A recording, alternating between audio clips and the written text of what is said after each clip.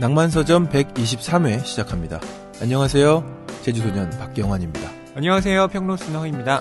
네, 123, 123회네요. 네. 숫자가 괜찮습니다. 너무 추워졌어요. 저희 스튜디오 안에 네. 난로를 켰습니다. 그래도 난로가 2개라서 정말 다행이라는 생각이 들고요. 예전에는 난로도 없어서 온풍기를 껐다 켰다 하면서 그렇죠. 예, 했던 기억이 납니다. 온풍기가 너무 시끄러우니까 예. 이제 굉장히 너무 추워서 못하겠다 싶으면 잠깐 끊고 온풍기를 켜고 했던 기억이.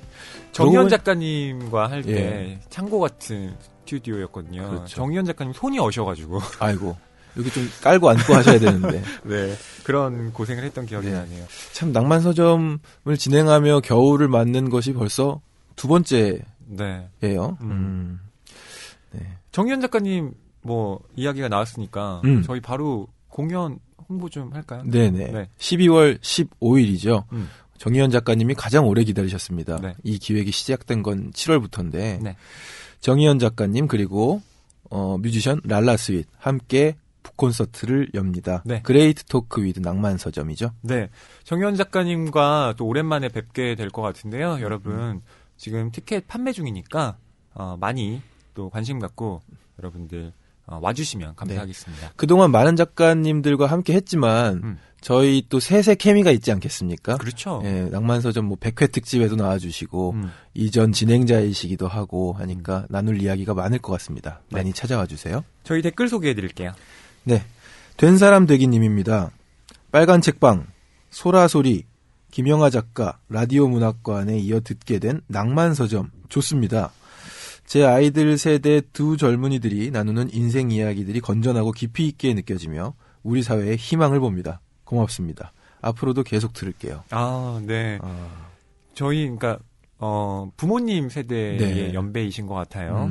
된 사람 되기라는 아이디에서부터 어떤 아우라를 느꼈는데 그렇죠. 네, 아버님 세대시군요. 네. 아유, 저희 애청해 주셔서 너무 감사드리고요. 저희도 뭔가 좀 새롭게 자극이 될 수 있는 컨텐츠를 만들 수 있도록 잘 해보겠습니다. 된 사람이 되도록 하겠습니다. 네. 네, 릴리80님입니다. 어제까지는 조남주 작가의 82년생 김지영을 들었어요. 느낀 점이 많아서 댓글 달아야지 했습니다. 저도 언젠가는 소설을 써보리라 생각하는 한 사람으로서 조남주 씨가 어렵게 시작한 이 물음에 더욱 문학적으로 깊이 있는 소설을 써보리라 다짐하게 됐어요. 그래서 이번 책 모임에서는 이 책을 하기로 했습니다. 정말 놀라운 열기로 많은 회원들의 입에서 불이 붙기 시작했습니다. 메소드 연기해주신 진행자님 그리고 김수진님 모두 감사합니다. 낭만서점 포레버 하셨네요. 네, 맞아요. 그때 우리 수진 PD가 들어와서 네. 의견도 개진하고 좋았어요, 진짜. 여성 역할도 해주셨고 했죠. 기억이 갑자기 났습니다. 네. 자, 오늘도 봄날림입니다. 칠면조와 달리는 육체 노동자 편 잘 들었습니다. 할아버지께 거짓말을 할 수밖에 없었던 나의 마음을 생각하니 가슴이 저릿하네요. 오늘은 달리는 기차 안에서 방송을 들었습니다. 첫눈도 내려 눈과 귀가 즐거웠던 시간이었습니다. 단편처럼 오늘은 댓글도 짧게 남겨요. 감사합니다. 사진을 같이 올려주셨는데 네, 오늘도 봄날림은 늘 사진을 첨부해 주셔서 네. 참 좋은 것 같아요. 감성 포텐이 터져요. 맞아요. 여기 눈이 소복이 좀 쌓여 있고 네. 기차 창가인데 비 온 것처럼 이제 물방울들이 맺혀 있습니다. 네. 그렇군요. 저는 오늘도 봄날림이 댓글을 또 언제 달아주실까. 예. 이 게시판을 보면서 청취자들은 낭만서점을 기다리고 네. 진행자들은 댓글 기다리고. 맞습니다. 네. 안녕 자두야님입니다. 낭만서점 북콘서트를 너무 기분 좋게 보고 와서 여기까지 들어오게 됐네요. 책을 좋아해도 고전 문학은 사실 쉽게 시작을 못했는데 이렇게 낭만서점에서 들으니 당장 서점으로 달려가고 싶어지네요. 특히 북콘서트 때도 느꼈지만 성현 배우님의 목소리는 몰입도 최고. 포스트맨은 배를 2번 울린다. 저의 이달의 책으로 선정하렵니다. 오늘부터 라디오 끄고 낭만서점 팟캐스트로 갈아타렵니다. 하셨습니다. 아유, 라디오까지 심지어 끄실 정도로 네. 예, 갈아타시는군요. 반갑습니다. 자, 저희 네이버 오디오 클립에도 방송이 올라가고 있다고 말씀을 드렸는데요. 거기에 올라온 댓글도 소개를 같이 해드리겠습니다. 네. 아이보리 님이 제일 먼저 댓글을 달아주셨는데 팟빵에서 보고 왔어요. 첫 회부터 빼먹지 않고 잘 듣고 있답니다. 댓글은 처음인데 응원하고 싶어서 달아요. 항상 좋은 방송 감사드립니다. 하셨어요. 네. 어떤 방송에 그 게시판이 만들어졌을 때 첫 댓글, 첫 게시물을 올린다. 그건 진짜 어려운 일 같아요. 네. 두루별이님인데요. 방송을 듣다가 이제 네이버에서도 댓글 달 수 있다는 말에 헐레벌떡. 혹시나 1등으로 댓글을 남길 수 있을까 싶어 밤에 컴퓨터 켜고 달려왔는데 힝 안타깝게도 2등이네요. 유유. 아껴서 하나하나 듣다 보니 어느새 거의 다 청취를 해버려서 아쉬운 마음도 듭니다. 마음 같아서는 일주일에 서너 개씩 올라왔으면 좋겠어요. 저에게 낭만서점 진행자분들은 언젠가 실제로 꼭 뵙고 싶은 마치 아이돌 같은 존재예요. 네. 아, 두루별이님.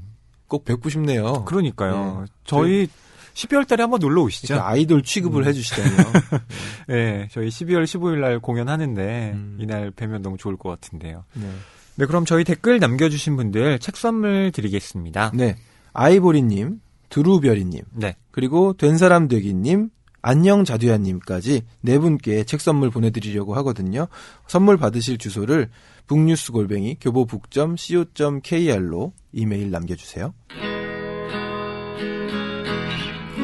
책이 가득한 소설을 사랑하는 책방. 이곳은 낭만서점입니다.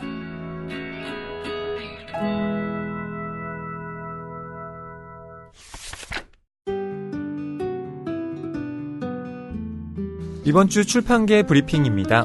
네, 먼저 첫 번째 소식입니다. 소설가 염상섭 탄생 120주년을 맞아서 희귀본 해바라기 금반지 첫 공개한다는 소식입니다. 뉴시스의 보도인데요. 국립중앙도서관이 지난 28일부터 염상섭 문학전 근대를 횡보하며 염상섭을 만나다를 열었습니다. 이번 전시는 염상섭 탄생 120주년을 맞아 희귀본인 해바라기와 금반지를 첫 공개했는데요.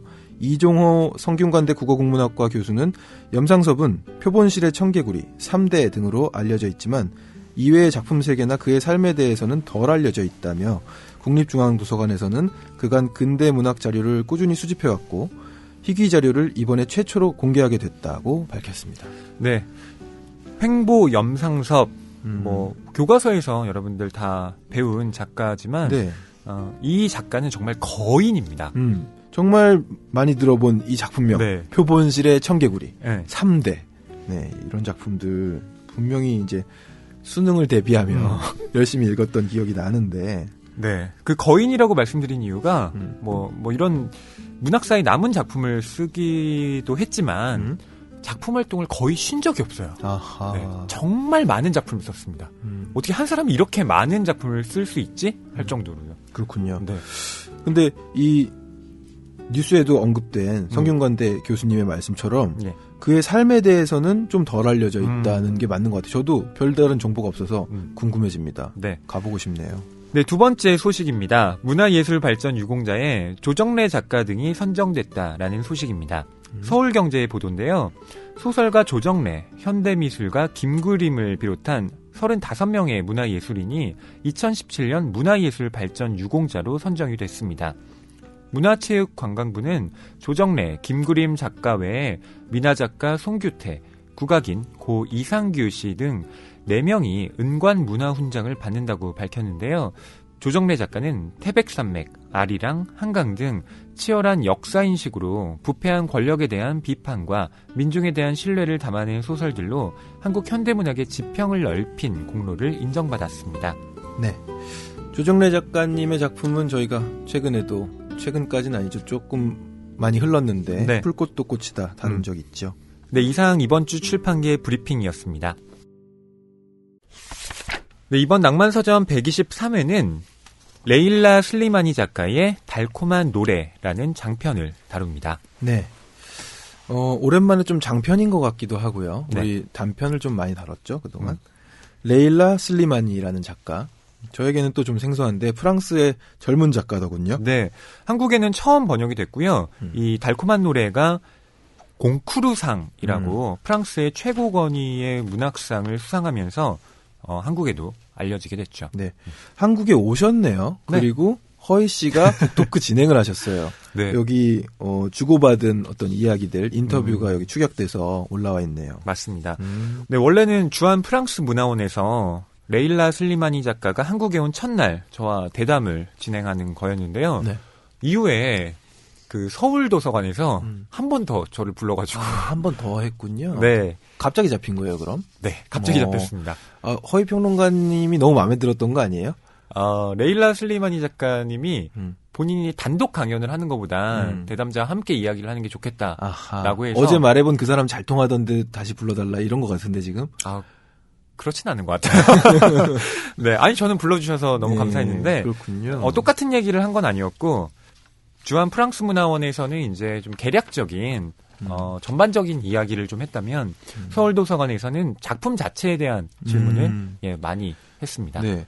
그래서 미리 주신 이 인터뷰 주고받은 인터뷰지를 쭉 보니까 서로 이야기 나누다가 이 작가님이 질문을 굉장히 마음에 들어하는 괄호 열고 기뻐하며 이런 표현이 있고. 그럼요. 저 그때 속으로 저도 얼마나 기뻤는지. 네네. 그리고 웃음 표시도 있고요. 네. 되게 잘 통하는 말은 다르지만 통역이 있어야 하지만 굉장히 속 깊은 대화를 많이 나누셨던 흔적이 보입니다. 뭐 잠깐 그에 관련된 말씀을 드리자면 원래 주한 프랑스 문화원에서 그 대담을 진행하고 난 다음에 제가 작가님한테 다음에 뵐 때는 제가 프랑스어를 조금 배워서 작가님께 좀 인사를 드리고 뭔가 대화를 할 수 있는 메시? 그런 준비를 좀 해보겠다. 그래서 작가님이 너무 좋아하면서 자기도 한국어를 배우고 다음에 우리 만나면 좀 서로 이야기를 해보자. 네. 이렇게 하고 헤어졌는데 며칠 있다가 작가님을 또 뵙게 된 거잖아요. 서울도서관에서. 미안하다. 아직 준비가 안 됐다. 네. 그래서 약간 메르시 정도만 하고. 그랬군요. 봉줄, 몽수아, 이런 거. 이런 그랬군요. 거 했습니다. 네. 자, 그럼 레일라 슬리마니 작가 경환 씨가 좀 소개를 해 주시죠. 네. 작가 레일라 슬리마니는 1981년 모로코 라바트 출생입니다. 1999년 프랑스로 이주해서 파리 정치대학을 졸업했고요. 잠시 배우의 삶을 꿈꾸다가 2008년부터 시사 주간지 젊은 아프리카에서 기자로 활동했습니다. 2014년 여성의 성적 욕망을 적나라하게 다룬 첫 소설 오크의 정원에서를 발표해 큰 화제를 불러일으켰고요. 2016년에 두 번째 소설 달콤한 노래를 출간한 후 평단의 극찬을 받으면서 콩쿠르상을 수상했습니다.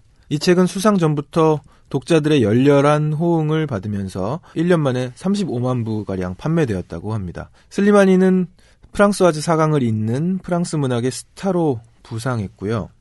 이로써 작품성과 대중성, 평단과 독자 모두에게 인정받는 동시에 콩쿠르상을 수상한 역대 12번째 여성 작가라는 영예를 얻었습니다. 이슬람 사회와 테러 등 세계적인 이슈를 다룬 악마는 디테일에 있다. 모로코의 열악한 여성 인권을 주제로 한 섹스와 거짓말 등을 출간하면서 이 시대를 살아가는 여성들의 삶에 대해 지속적으로 목소리를 내고 있습니다. 네, 1981년생 정말 젊은 작가고요. 네네. 또 모로코에서 태어났다라고 하는 것, 네. 이 점도 좀 독특하게 우리가 봐야 할 어떤 지점인 것 같아요. 네. 모로코가 사실은 굉장히 많이 붙어 있잖아요. 네. 유럽과. 그렇죠? 그 바다만 건너면 되는데 사실 아프리카 대륙의 국가이긴 하지만 네. 가보진 않았지만 갔다 와본 사람들에게서 모로코의 어떤 독특함을 좀 전해 듣기도 했습니다. 맞습니다. 왜 모로코에 제가 좀 주의를 기울이자라고 말씀을 드렸냐면 프랑스의 지배를 받았잖아요. 받았었죠. 네. 그래서 이 모로코 출생이라고 하는 것 자체는 그러니까 프랑스 식민지와 제국의 어떤 사이라는 그런 정체성을 끊임없이 느낄 수밖에 없는 그런 작가적인 고민을 하게 되는 것이고요. 그다음에 그 모로코에서 성장을 했고 어른이 된 다음에 프랑스로 아예 건너온 거잖아요.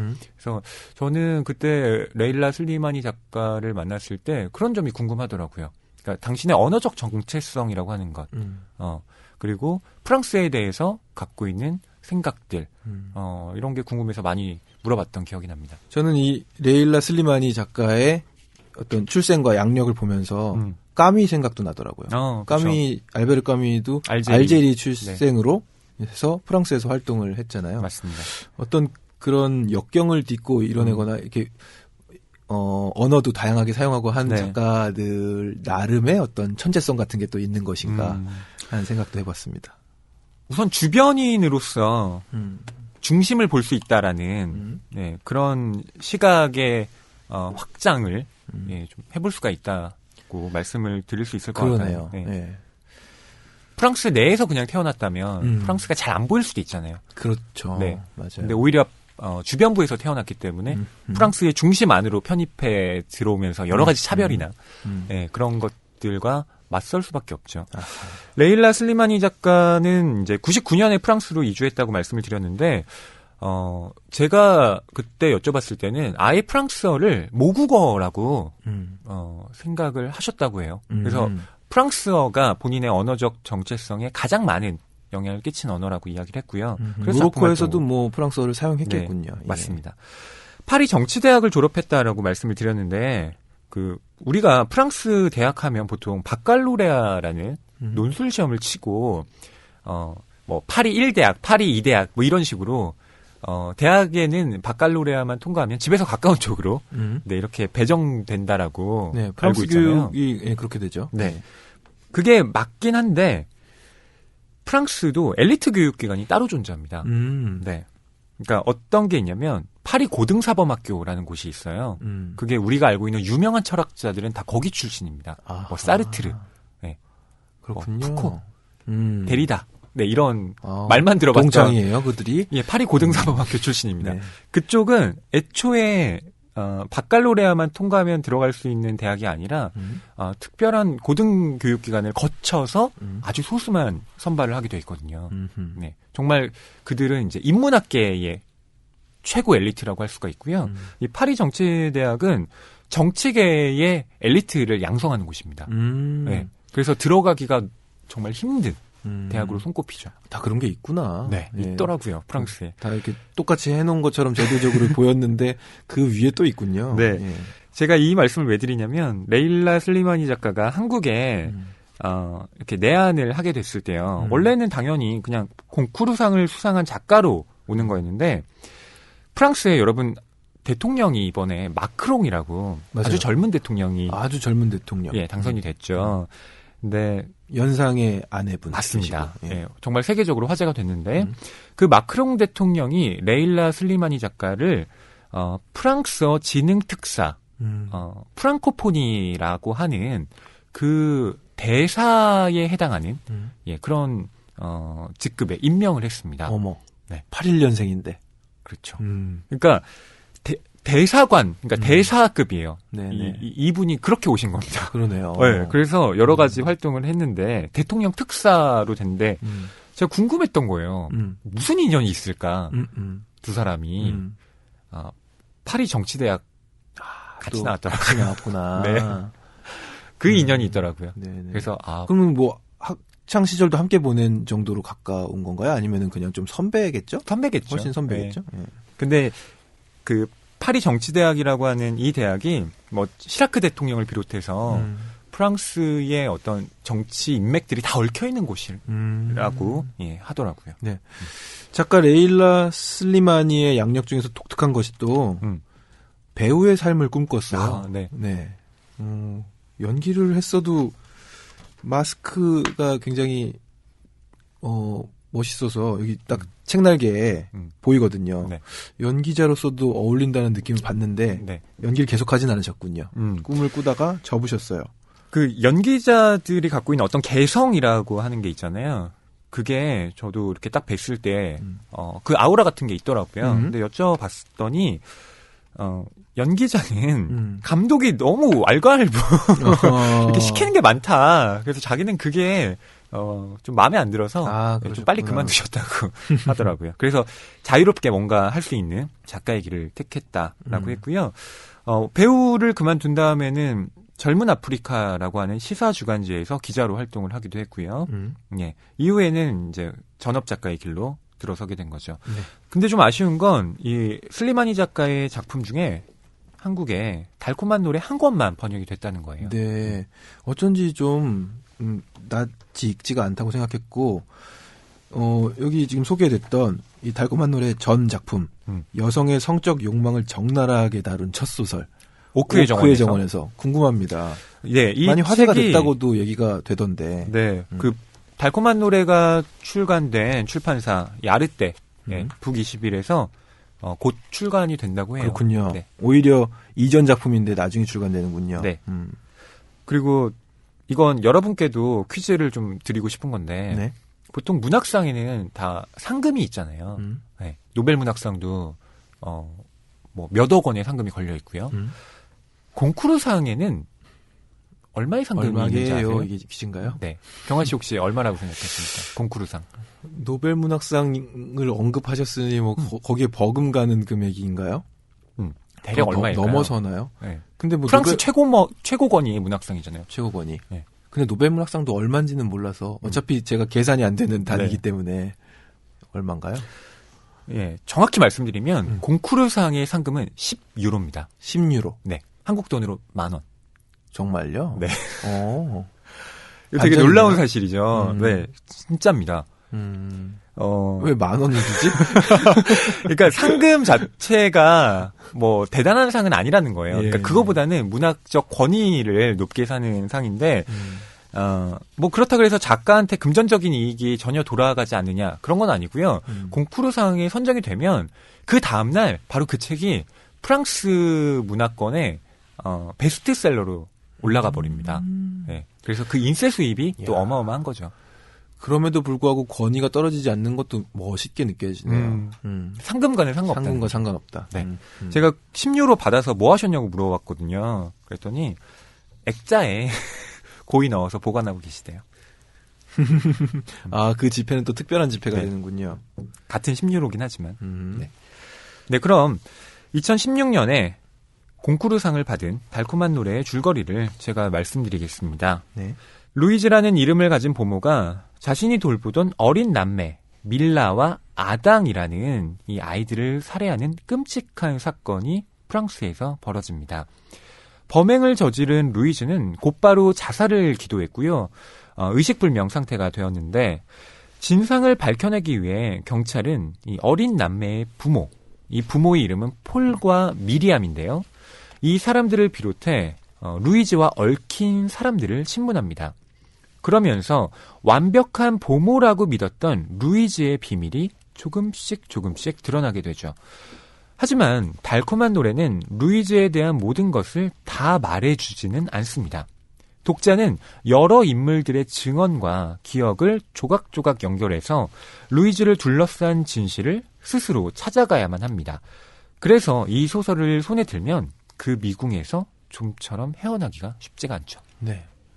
정확한 표현인 것 같습니다. 네. 손에 들었더니 헤어나오기 힘들었어요. 네. 미궁이었어요. 다 읽고 나서도 루이즈가 도대체 왜 그랬지? 라는 의문은 잘 풀리지 않을 수도 있어요. 아주 명확하게 풀리지는 않더라고요. 네.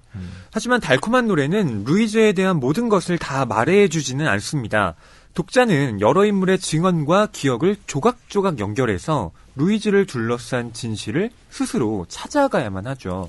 그래서 이 소설을 손에 들면 그 미궁에서 좀처럼 헤어나기가 쉽지 않습니다. 네. 그 말이 정말 딱인 것 같아요. 이 책을 손에 잡았는데 헤어나오기 쉽지 않았고 정말 미궁 같았어요. 네. 다 읽고 났는데 루이즈가 이 아이들을 왜 죽였는지 그 의문은 또 잘 풀리지가 않고요. 네, 여전히 남아있는 의문이고 하지만 짐작은 가기도 하고요. 얽히고 설킨 여러 사건들 속에서. 네. 그 해석의 다양성이야말로 순문학이 갖고 있는 어떤 매력인 것 같아요. 단정하지 않는 거죠.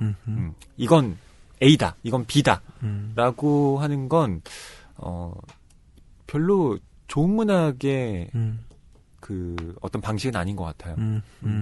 맞아요.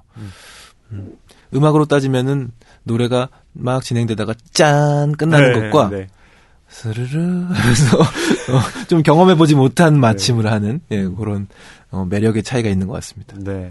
슬리마니 작가가 작가의 말에서 이런 얘기를 했는데요. 공포의 보편성에 대해 말하고 싶었다. 엄마, 보모, 아이의 상호관계는 얼마나 흥미로운 주제인가.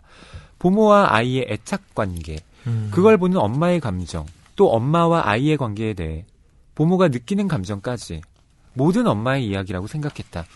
그것은 아이를 빼앗길 수 있다는 두려움이라는 감정 그 자체다. 라고요. 예. 그러니까 이 전반적인 상황들 사실 많이 목격된 상황이거든요. 네. 주변에서 많이 볼 수 있기도 하고 저희 집에는 보모가 오지는 않지만은 주변에서 듣는 얘기도 있고 그런데 그 안에는 묘한 그 관계의 애착도 있고 균열도 있고 네. 한 그런 장면들이 소설에서도 고스란히 잘 나오는 것 같아요. 특히 이 유럽 사회에서는 이 보모와 엄마라는 관계는 진짜 좀 미묘한 관계인 것 같아요. 그 중세 귀족 사회에서는 그 결혼 자체가 정략 결혼이 많았잖아요. 그래서 이제 그 자식을 낳는다는 것 자체가 뭐 어떤 사랑의 결실이라는 의미보다는 재산 상속이나 가문을 이제 영속하기 위한 예, 그러한 수단으로서 자식을 낳는 경우가 많았죠. 그렇게 생각하면 참 정이 없었네요. 그렇죠. 네. 그래서 실제로 그 아이를 낳은 엄마가 아이를 돌보는 경우는 거의 없었습니다. 특히 귀족 사회의 경우는 보모가 유모가 그 아이의 어머니로서의 역할을 했던 거죠. 네.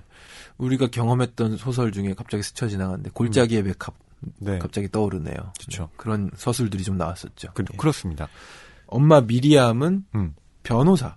네. 그래서 아이를 낳고 한동안은 일을 하지 못했지만 정말 다시 변호사 필드에 나가서 또 일을 하고 싶은 욕구로 가득 찬 어떤 여성인데요. 네. 이 부분을 보면 저는 82년생 김지영을 보는 듯한 네, 느낌도 받았어요. 처음에 이제 읽으면서 바로 프랑스판 82년생 김지영이구나 하는 느낌을 받는 부분들이 많이 있었죠. 네. 그러니까 루이즈를 고용하기 전까지 이 소설 속에 나오는 폴과 미리암의 삶이 그렇게 행복해 보이진 않아요.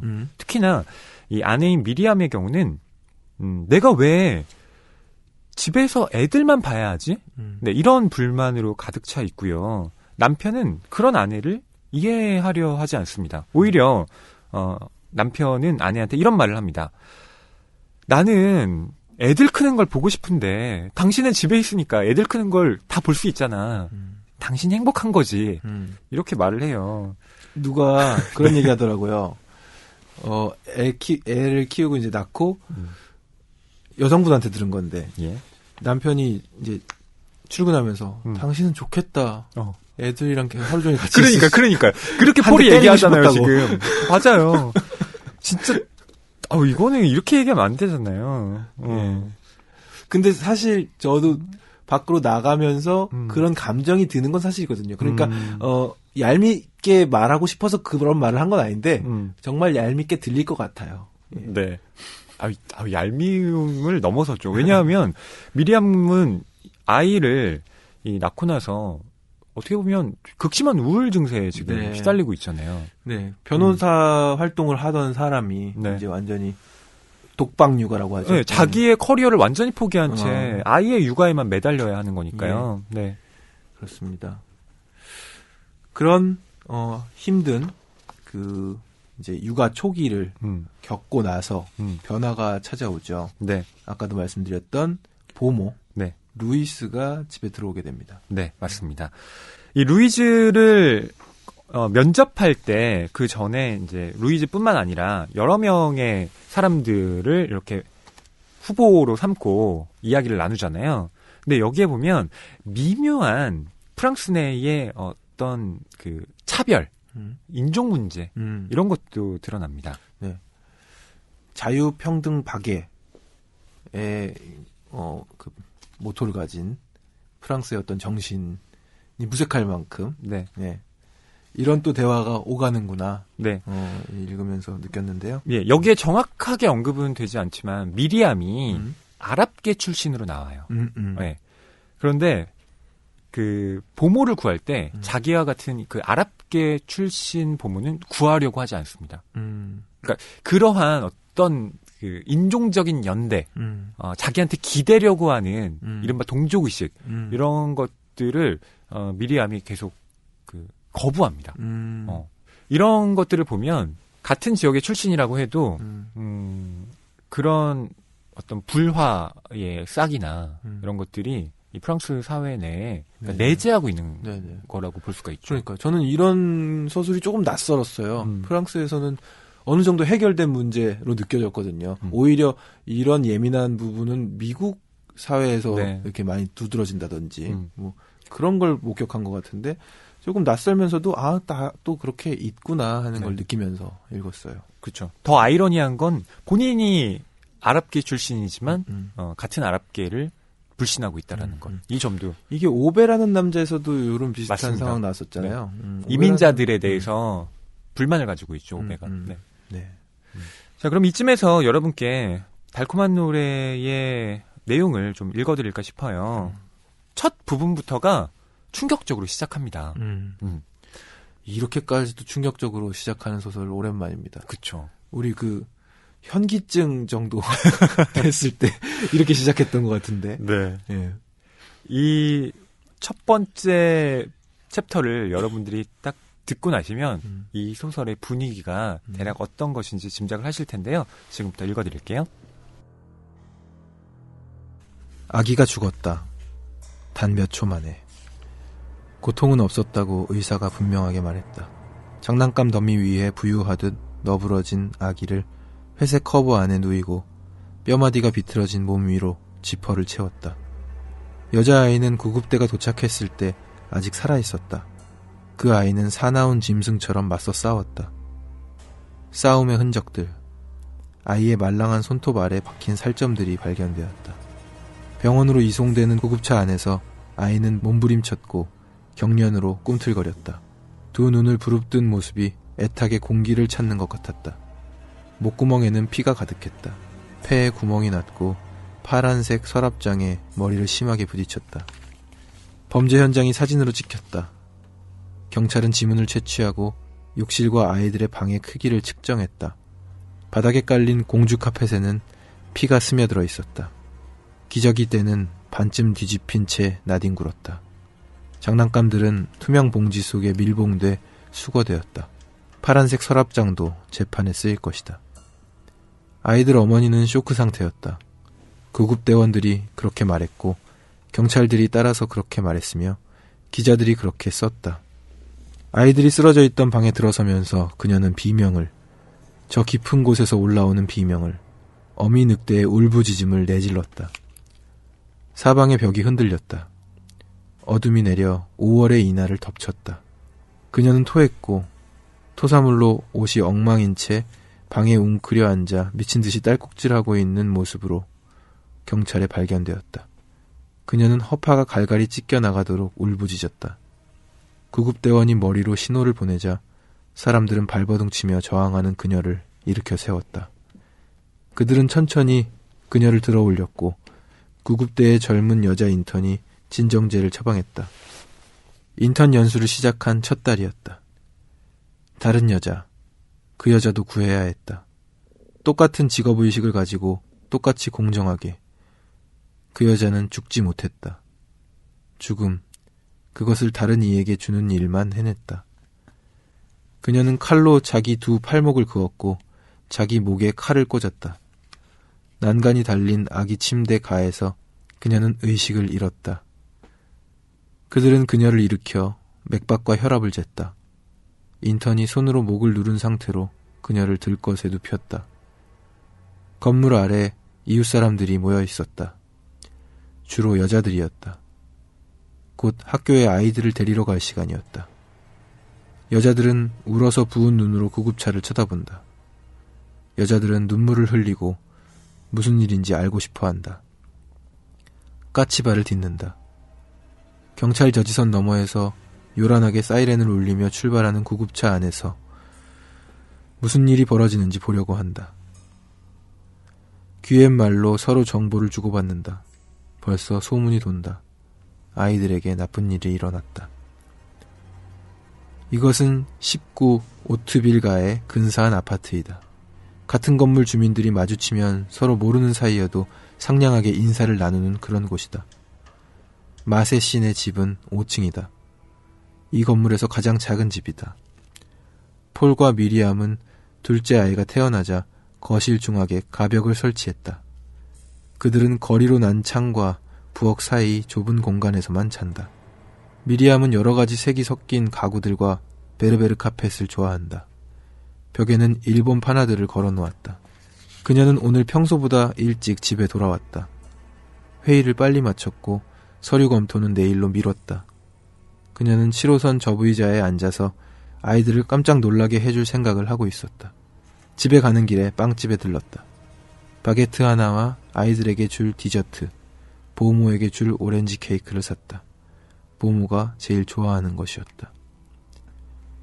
그녀는 회전목마 놀이터에 그들을 데려갈 생각이었다. 그리고 같이 저녁거리를 사러 갈 것이다. 밀라는 장난감을 사달라고 할 테고 아당은 유모차에서 빵 조각을 핥아 먹을 것이었다. 아당은 죽었다. 밀라는 곧 숨을 거둘 것이다. 네. 이렇게 시작하는 소설입니다, 여러분.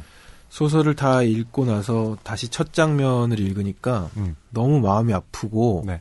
훨씬 더 무슨 상황인지가 눈에 그려지듯이 그리고 싶지 않지만 네. 예, 그려지는 그런 고통이 있네요. 네. 저희 PD님이 이 책이 그렇게 답답하셨대요. 그러니까 책을 읽어나가면서 네. 아마 PD님이 지금 그 남매 쌍둥이를 네. 키우고 계시잖아요. 그 아이를 아주 어린. 키우고 계시죠. 네. 그런 것과 이렇게 좀 오버랩이 되시면서 예. 아이 훨씬 더, 키우시는 분들은 다 충격적으로. 기분 나빠하실 맞아요. 수밖에 없는 예, 그런 오프닝이었습니다. 그러니까요. 네. 지금 병원에 이제 실려가는 사람이 한 4명 정도인 것 같아요. 우선 숨을 거둔 남자아이 아당 예. 현장에서 바로 사망을 했고요. 네. 그다음에 밀라라는 아당의 누나는 아직은 숨이 붙어 있었지만 네. 예, 곧 예, 사망을 하게 될 것이다라는 표현에 것이 따르면은 굉장히 지금 상태가 좋지 않고 네. 끝까지 저항하면서 싸웠던 흔적도 네. 보인다고 돼 맞습니다. 있습니다. 그리고 이 아당과 밀라의 어머니인 미리암도 이제 거의 실신 상태로 네, 역시 병원에 갈 거고요.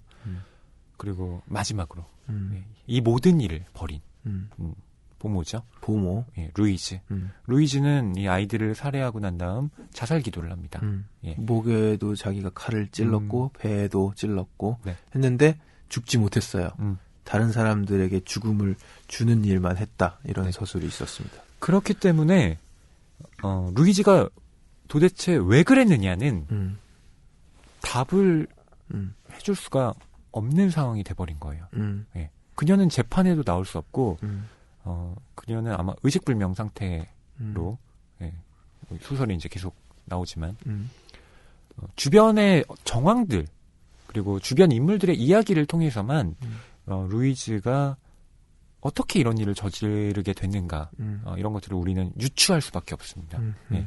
네, 이렇게 해서 몇 장에 걸쳐서 짧은 시작이 있었고 그 다음부터는 처음 보모를 어떻게 선정할 것인가 대화를 나누기 시작해서 또 그 보모와의 즐거운 한때 뭐 이런 내용들 쭉 진행됩니다. 네.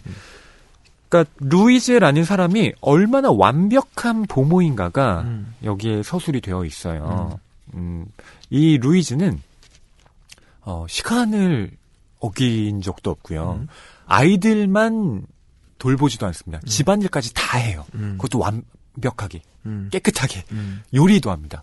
그러니까 원래는 보모만 이렇게 드리려고 했는데 가사 도우미까지 예, 얻었다. 네. 이런 즐거움을 폴과 미리암은 느낍니다. 네. 예, 실제로 그런 서술도 나오고요. 그렇죠. 네.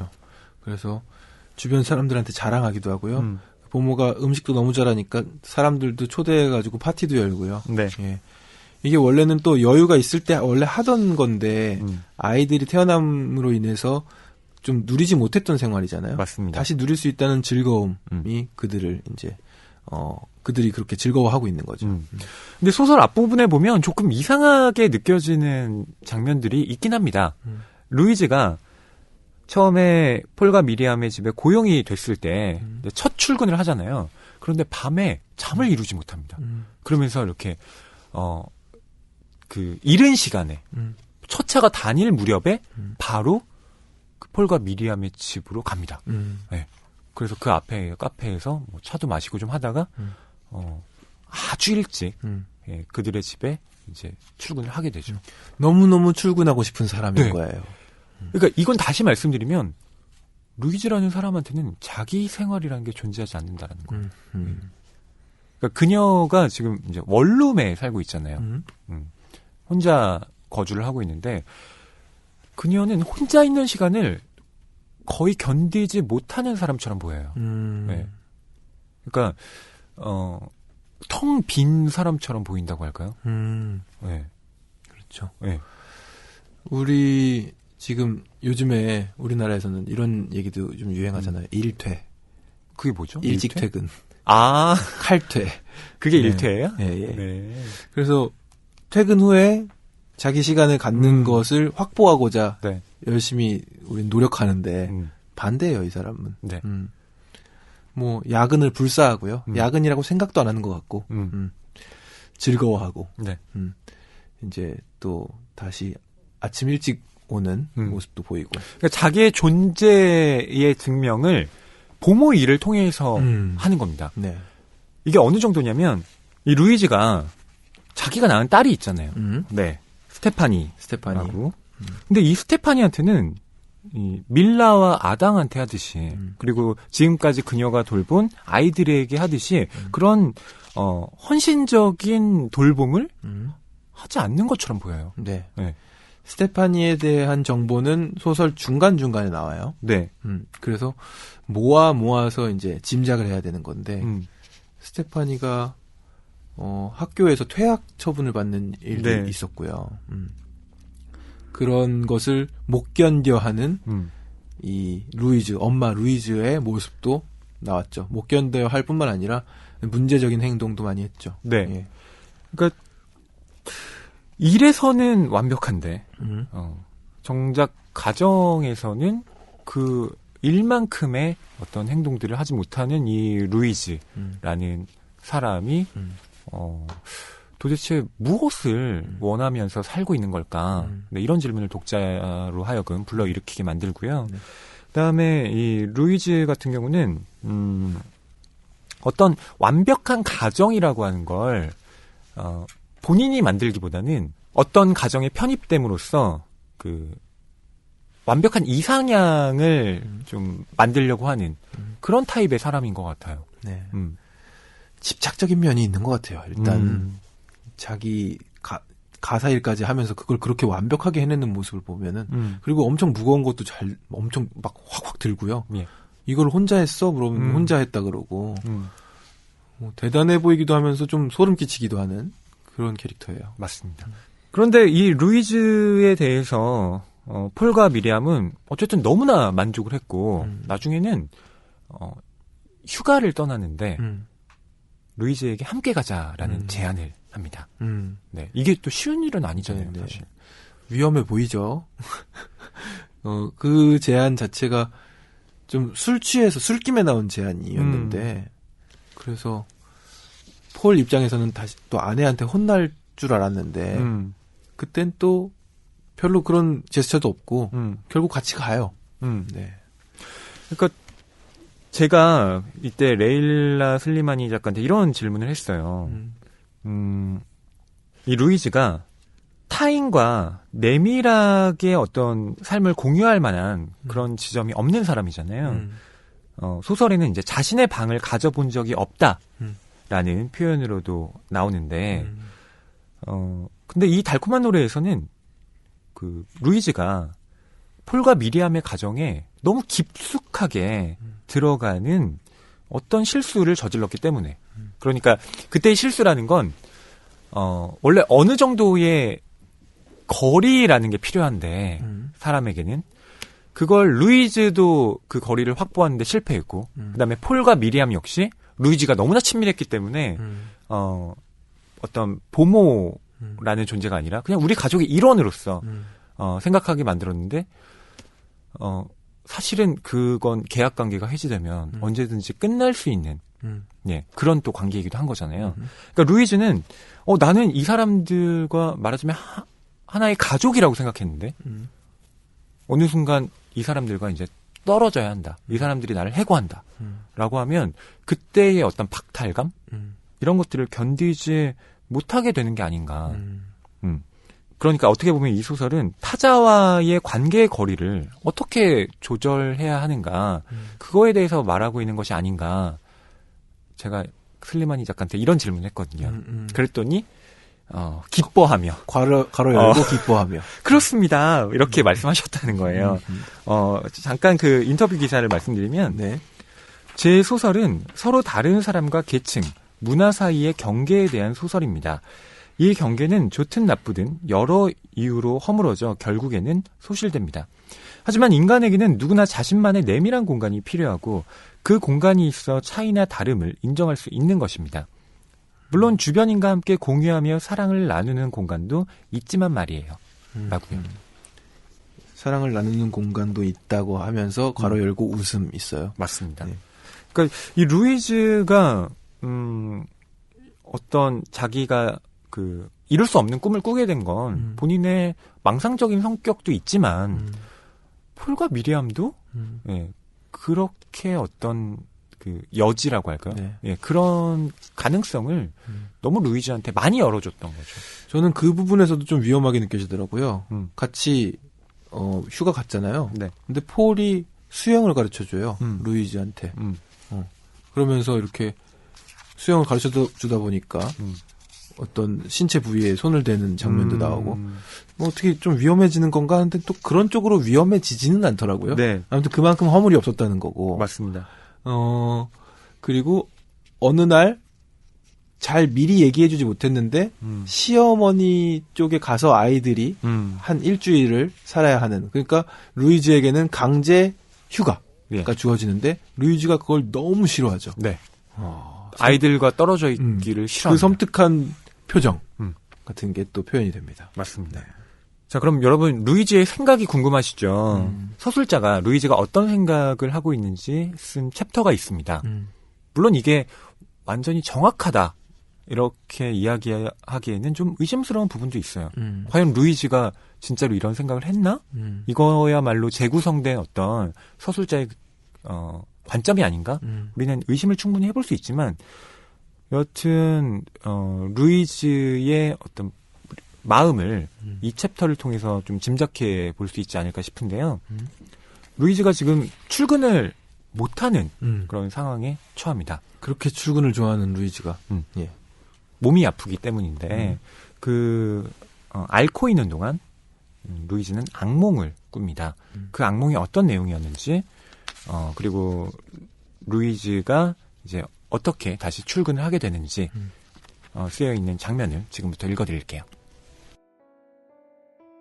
사흘 동안 루이즈는 악몽을 꾼다. 그녀는 잠속으로 빠져들지 못하고 도착적인 혼수 상태에 들어가 생각은 흐려지고 아픈 몸은 더 힘들어진다. 밤이면 내장을 갈갈이 찢는, 자기 안에서 울부짖는 비명이 떠나지 않는다. 그녀는 땀으로 셔츠가 몸에 달라붙은 채 이를 덜덜 떨며 침대 소파 매트리스로 파고든다. 얼굴은 장화굽에 짓밟힌 듯하고 입안에 흙이 가득한 느낌이다. 엉덩이는 올챙이 꼬리처럼 파들거린다. 그녀는 탈진한다. 물을 마시거나 화장실에 갈 때만 깨어났다가 다시 둥지로 돌아온다. 그녀는 잠에서 깨어난다. 너무 멀리 헤엄쳐 나가 산소가 부족할 때 깊은 물속에서 떠오르듯이. 물이 이제 끈끈한 마그마 같아져서 간절히 숨쉴 공기를 원하다가 조금만 더 힘을 내 땅에 가 닿을 수 있기를. 그래서 한껏 숨을 들이마실 수 있기를 빌다가 수면 위로 떠오르듯이. 그녀는 앙리 몽도르 병원 의사가 사용했던 용어를 꽃무늬 표지의 작은 수첩에 적어 놓았다. 망상성 우울증. 루이즈는 그 단어가 아름답게 느껴졌는데 그러자 그녀의 슬픔 속에 문득 시적인 음영이 드리우고 일탈의 기운이 서렸다. 그녀는 빗둘빗둘 진하게 눌러쓴 대문자로 된 이상한 글씨체로 그 말을 적어 놓았다. 작은 수첩 속 그 단어는 흔들리는 아당의 건축물과 비슷하다.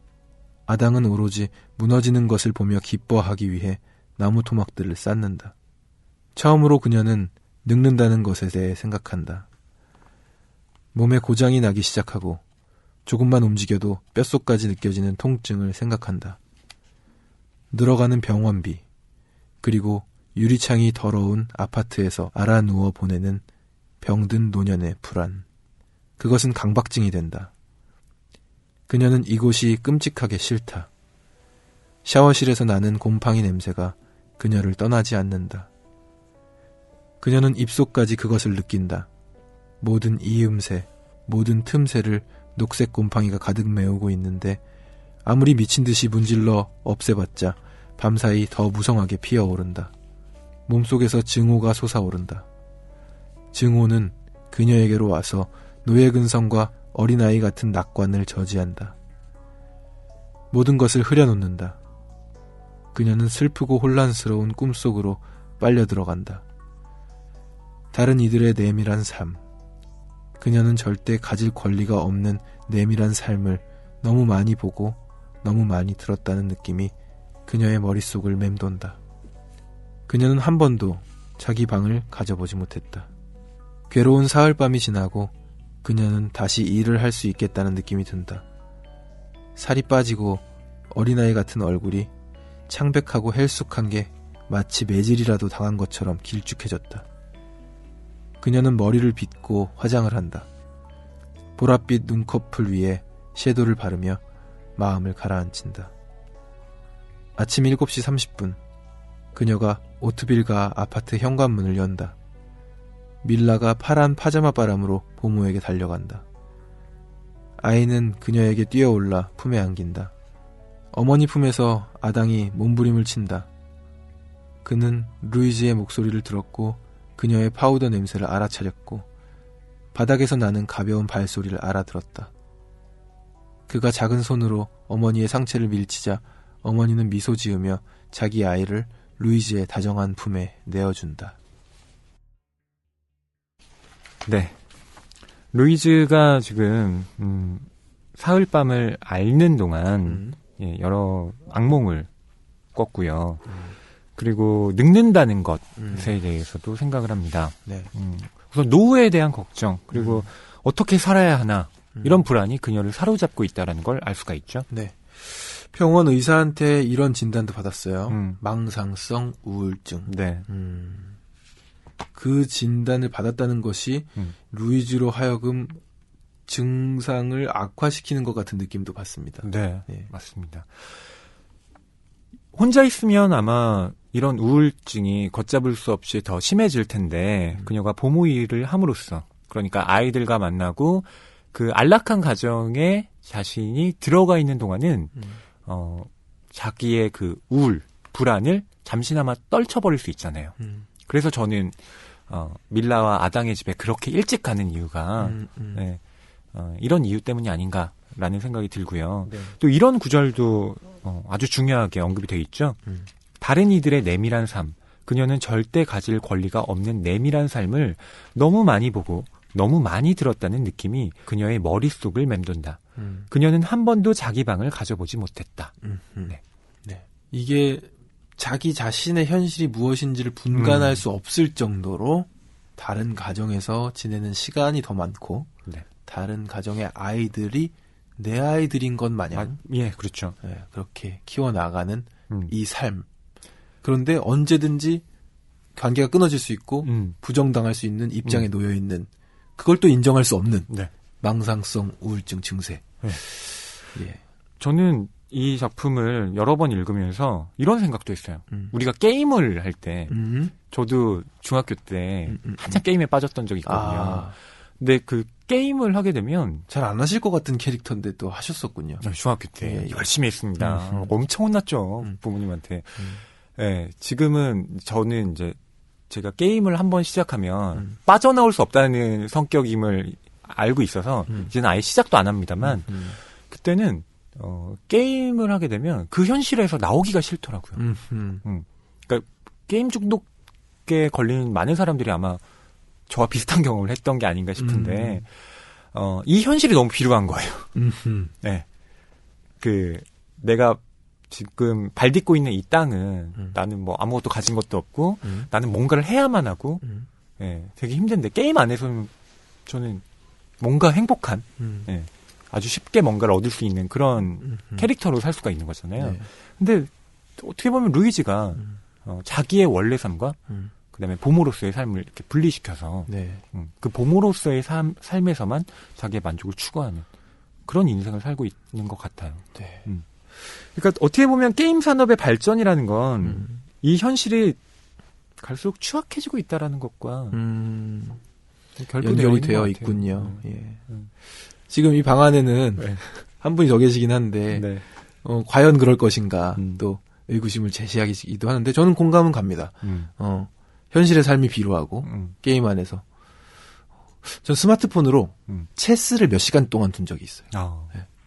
자야 되는데 한번 이기고 싶기도 하고. 그렇죠. 아니 그거는 현실이 비루해서라기보다는 아니, 승부욕이 강하신 거죠. 그래요? 아니 근데 현실이 비루하기도 했어요. 아 그래요? 뭐 자면 뭐 하나, 내일 일어나면 뭐 하나, 이거나 하자 이런 마음도 있었어요. 그래서 좀 왠지 방금 하신 말씀들이 좀 공감이 가는 부분이 있는데. 네. 예, 그럴 것 같아요. 아니 왜 지하철 타보면 그 직장에서 이제 퇴근하시거나 출근하시는 분들 이렇게 보면 많이들 하세요. 진짜 게임 정말 많이 하시더라고요. 네네네. 근데 왜 하시겠어요? 출근하기 싫으니까. 아하.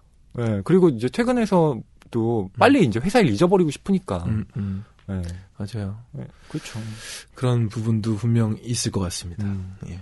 그 다음에 경환 씨가 읽어주신 이 마지막 부분.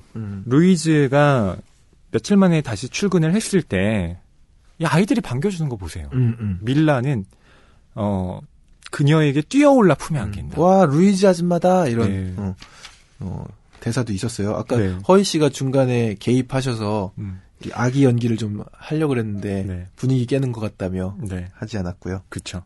그리고 아당은 미리암의 품에 안겨 있었는데 루이즈의 냄새를 맡고 몸부림을 치는 거죠. 아, 이거 엄마 입장에서는 좀 슬플 것 같아. 그렇죠.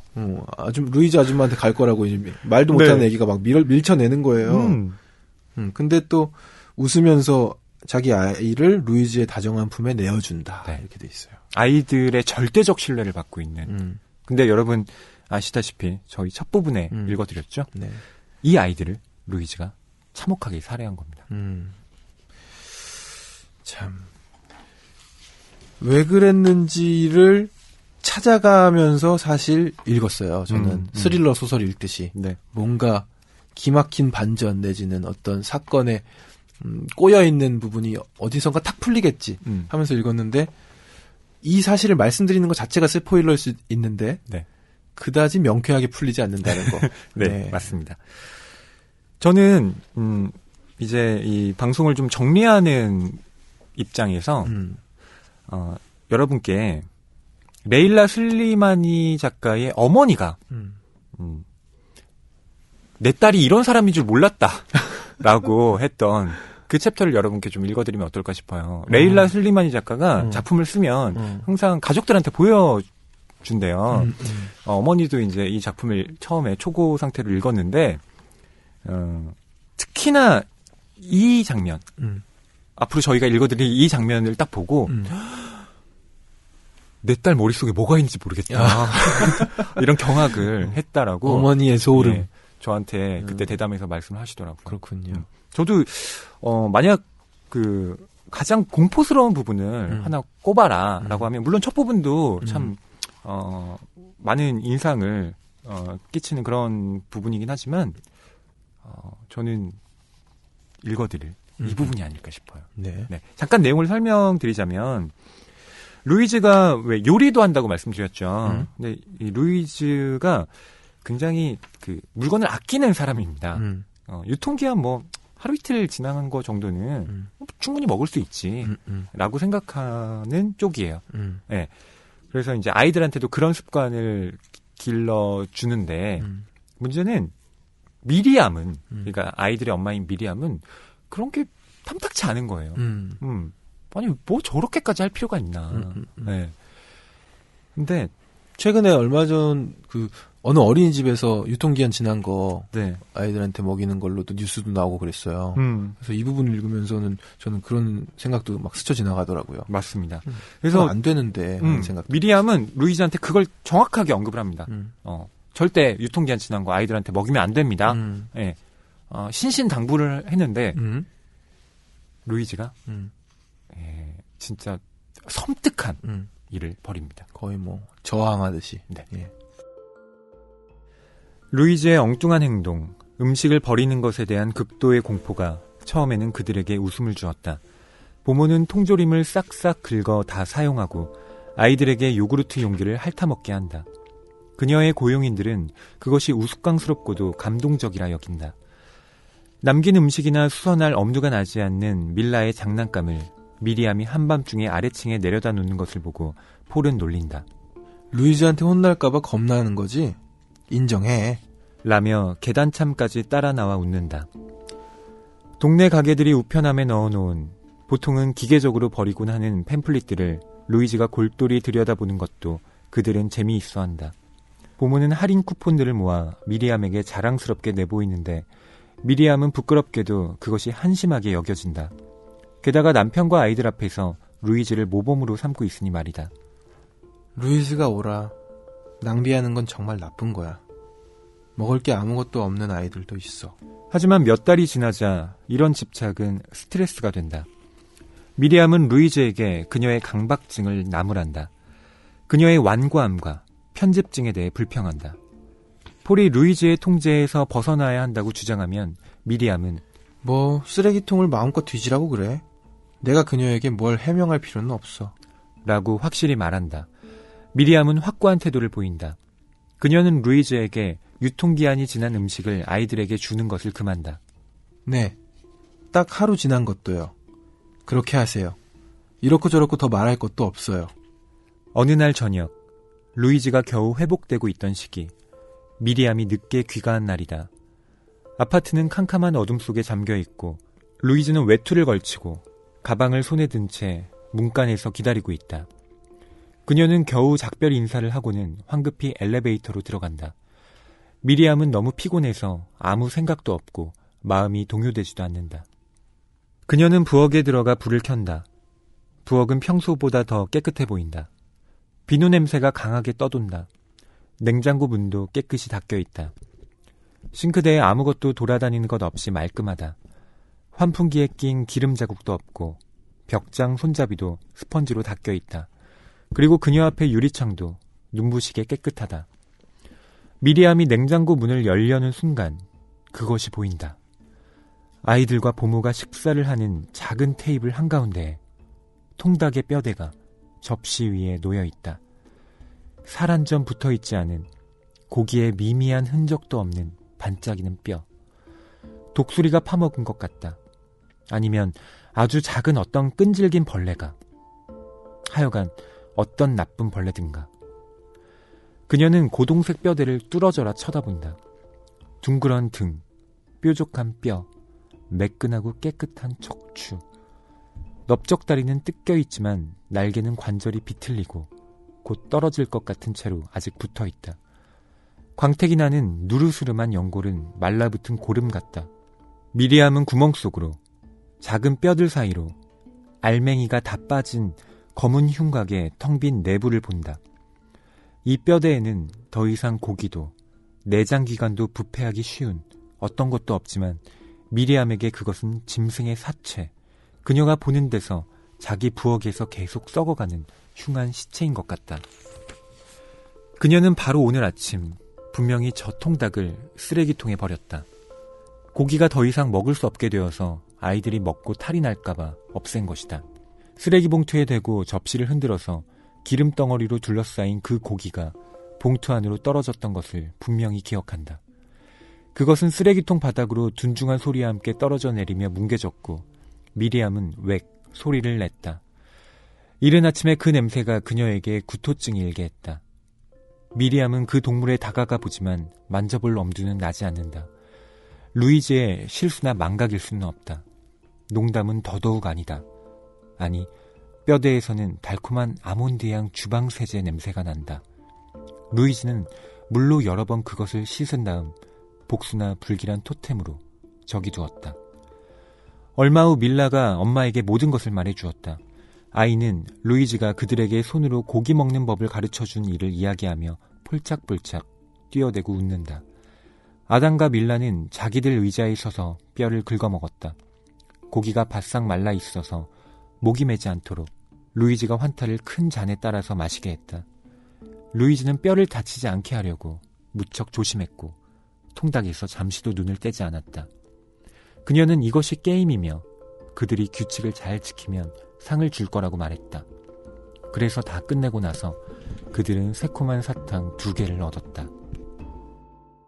네. 분명히 아침에 버린 네. 그 닭고기를 다시 꺼내서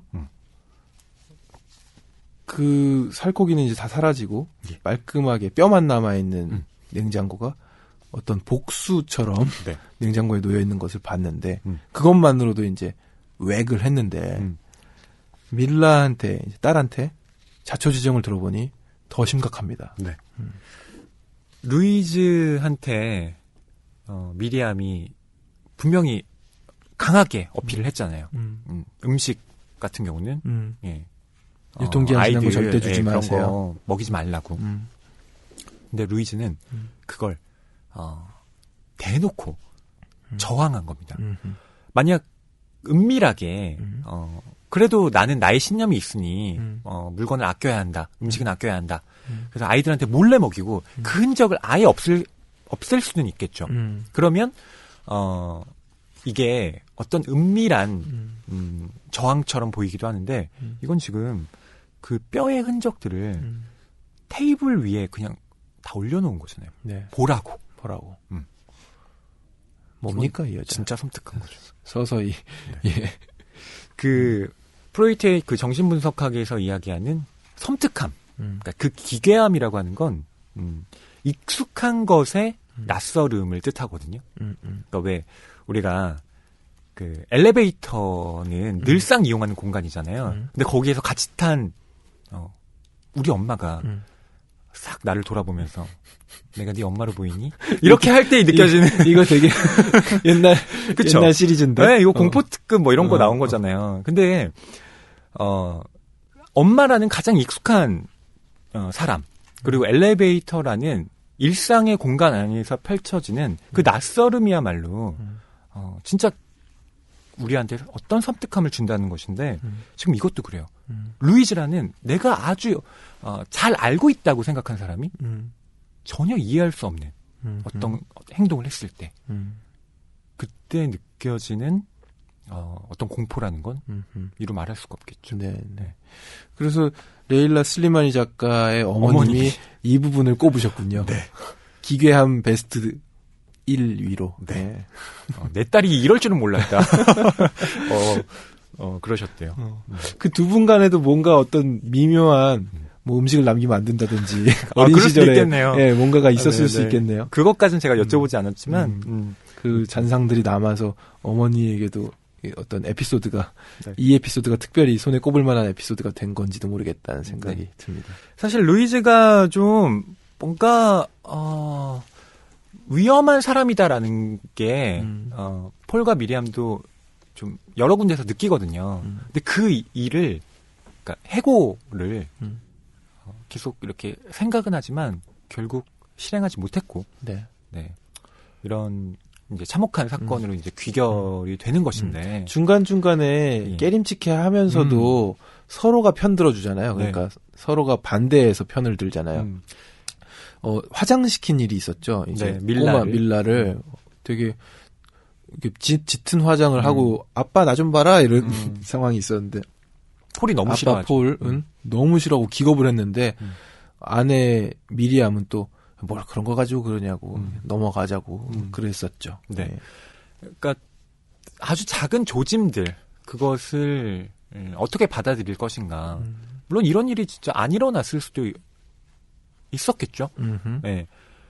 그러니까 그 시그널들을 어떻게 해석해야 될지 인생에서 저는 항상 고민을 하게 되더라고요. 내가 사실은 보고 싶은 것만 계속 보는 것이 아닌가. 네, 폴과 미리암처럼. 그래서 정말 중요한 것을 놓치게 되는 건 아닌가. 네. 이 작품을 읽으면서 저는 그런 생각들을 하게 되더라고요. 네. 오늘 달콤한 노래 이렇게 쭉 다루면서 사실 중간중간 저희가 낭독하려는 부분들은 많았는데 저희가 대화를 나누다 보니까 거의 다 네. 자연스럽게 나왔던 것 같아서 네. 맨 처음 도입부와 후반부에 이 루이즈의 어떤 실체가 조금씩 드러나는 부분들 네. 위주로 좀 읽어드려 봤습니다. 네. 그래서 방송을 마무리하기 전에 허이 씨가 이 슬리마니 작가와 대담 나눈 것 중에서도 조금 중요한 요소들이 있어서 네. 다시 한번 이 질문과 답변을 살펴보려고 하는데 이런 질문하셨더라고요. 과거의 소설에서 가장 중요하게 생각하는 게 무엇이냐는 질문에 재밌어야 한다라고 작가가 답했다 그래요. 그래서 네. 그런데 그걸 주한 프랑스 문화원에서 답하셨습니다. 네. 아 그렇군요. 며칠 전 그 만나기 며칠 전에 네. 그런데 이 재미에도 여러 가지가 있으니까 단순히 페이지를 빨리 넘기게 하는 재미를 말한 건 아닐 텐데 작가님이 생각하는 재미가 구체적으로 어떤 것이냐라고 허이 씨가 질문하셨던 거를 네. 예, 지금 제가 말씀드렸는데 네. 어떤 답변이 돌아왔나요? 슬리마니 작가가 이렇게 말했습니다. 제가 생각하는 좋은 소설은 삶이 녹아있는 소설입니다. 생동감 있는 삶이 녹아있어 생물계처럼 유기체로 존재하는 소설이죠. 특히 등장인물 같은 경우엔 그 나름대로 존재의 논리가 있어야 합니다. 우리가 살아가면서 삶이 우리를 놀라게 하는 순간이 있지 않나요? 소설 작품에서도 마찬가지입니다. 우리를 놀라게 하고 원하지 않아도 밀어붙이는 삶의 속성이 녹아있는 소설이 좋은 작품이라 생각합니다. 네. 이 책을 한번 읽고 이 책에 대해서 얘기도 나누고 이 대답을 들으니까 무슨 말인지가 그쵸. 와닿아요. 예. 예. 이렇게 좀 꿰어지는 그런 키워드들이 있죠. 예. 인위적으로 뭐 재미를 위해서 막 만들어낸다는 그런 것이 아니라 예. 삶과도 같은 모습이 녹아있는 작품 쓰고 싶다는 그런 얘기였던 것 같은데요. 네. 예.